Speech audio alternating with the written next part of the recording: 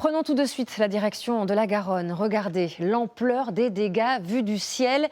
Des images tournées il y a quelques minutes par nos équipes de ces inondations qui s'éternisent.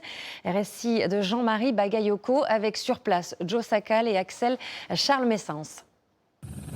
Pour prendre toute la mesure de ces inondations, il faut prendre de la hauteur. Là, on va découvrir l'aréole.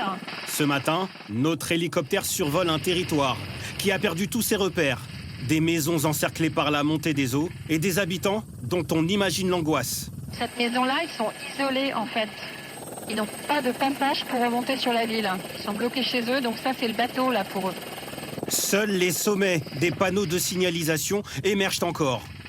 Inutiles pour guider les secours. De ce rond-point, on ne distingue plus que le terre-plein central. Le rond-point est complètement sous l'eau. Depuis hier, l'eau ne cesse de monter. Face à la puissance de ce déluge, même les professionnels, comme notre pilote, n'en croient pas leurs yeux.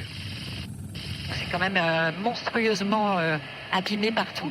Il y a beaucoup, il y a des milliers d'habitations qui sont submergées. Ah, j'ai jamais vu ça.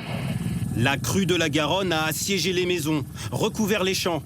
Et par endroits, elle a effacé les routes, comme le constate notre journaliste. Ici à l'aréole, les dégâts sont vraiment impressionnants.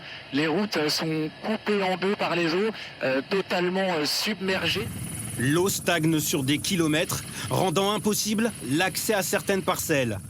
Il faudra des semaines, voire des mois, pour que la Gironde retrouve son visage d'avant.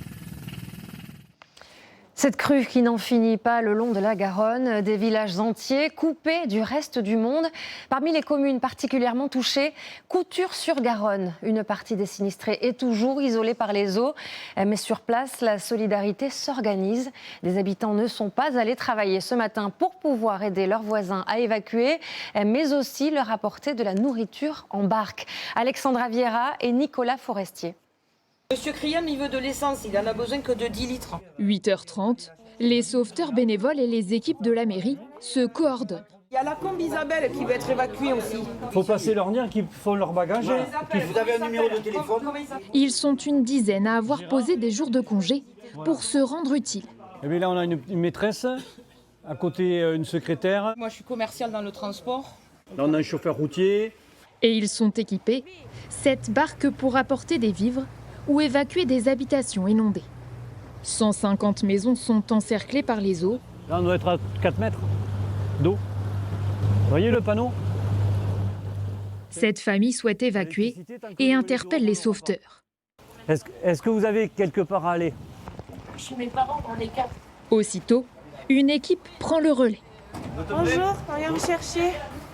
Allez, allez-y. Ça fait 5 jours qu'on n'a pas d'électricité, donc on n'a plus de chauffage. J'ai plus rien, on a dû même jeter de la marchandise, parce que le frigo, à force d'ouvrir, fermer, ouvrir, fermer. Voilà, et là ça devient dur quand même. Il faut aussi distribuer de l'essence pour alimenter les générateurs électriques. Monsieur Doyen, c'est la pompe à essence. C'est super, merci. Surtout les congélateurs. Donc il nous faut des groupes électrogènes que l'on distribue 2-3 heures par maison. Je viens chercher les téléphones que tu as chargés pour monsieur et madame Lacan. Le restaurant du village dépanne aussi à sa manière. Ils marquent leur nom pour pas qu'on perd les téléphones, parce que ça fait beaucoup de téléphones. Des téléphones utiles pour rassurer ses proches ou pour continuer à travailler malgré l'isolement. Face à l'ampleur des inondations, de nouveaux habitants se signalent pour rejoindre l'équipe de sauveteurs. Bon, je viens d'arriver dans le village il y a 6 mois, mais que je vais m'inscrire pour faire partie du club. D'un moment à un autre, ça va revenir à la normale. Là, effectivement, on va avoir besoin de beaucoup de mains, parce que là, c'est du nettoyage chez les gens. Mais le nettoyage ne sera pas pour tout de suite. Avec la pluie, le niveau d'eau devrait remonter dans les prochains jours. Et dans les communes où le pic a été atteint, la décrue est encore très lente. C'est le cas à Jusix, dans le Lot-et-Garonne. Ici, les habitations sont piégées par les eaux depuis mercredi soir. Les habitants vivent au premier étage de leur maison. La moitié d'entre eux ont fait le choix de rester par crainte des vols ou tout simplement parce qu'ils sont habitués. Un quotidien très particulier, comme nous le racontent Antoine Casabonne et Christophe Deveau. C'est par là ? Delphine a choisi de rester. Son rez-de-chaussée est inondé depuis mercredi soir. Elle vit au premier étage. Je vous laisse découvrir. Voilà, petite table de fortune, petit réchaud. Et on passe notre temps là. On a monté ce qui nous restait, du thon principalement, parce que ça se mange froid. Et vous comprenez que ce soit des fois difficile à comprendre que vous restiez? Ah mais totalement, beaucoup me disent mais pourquoi tu restes? Mais moi non, je ne me vois pas quitter la maison et être à l'extérieur et me dire qu'est-ce qui se passe là-bas. Je préfère être sur place et puis voilà. À Jusix, sur 100 habitants, 47 ont choisi de rester piégés par la Garonne. Quelques mètres plus loin, nous entrons chez Raphaël par la fenêtre. Cet habitant arrivé il y a 1 an n'a jamais connu les inondations. Équipé d'un groupe électrogène, il a choisi de rester, sans savoir jusqu'où l'eau peut monter. Principalement cette pièce-là, j'ai le groupe pour l'électricité.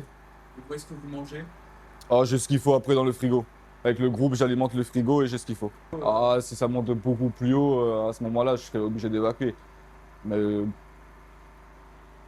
pas pour le moment. D'autres, en revanche, ont déjà connu de telles crues. Denis a vécu les inondations en 1981 et 2021. Sa maison est entourée d'eau, mais il a suffisamment de nourriture pour tenir des semaines. J'ai de la tomate, là j'ai de la tomate cerise. Le courant est revenu hier. Inutile selon lui de partir. On survit sur cette presqu'île-là, mais grâce avec l'électricité. Parce que sans électricité, c'est vrai qu'on aurait beaucoup plus galéré. Ici, l'eau ne monte plus, mais la décrue est lente. Denis s'attend à rester isolé jusqu'à samedi minimum.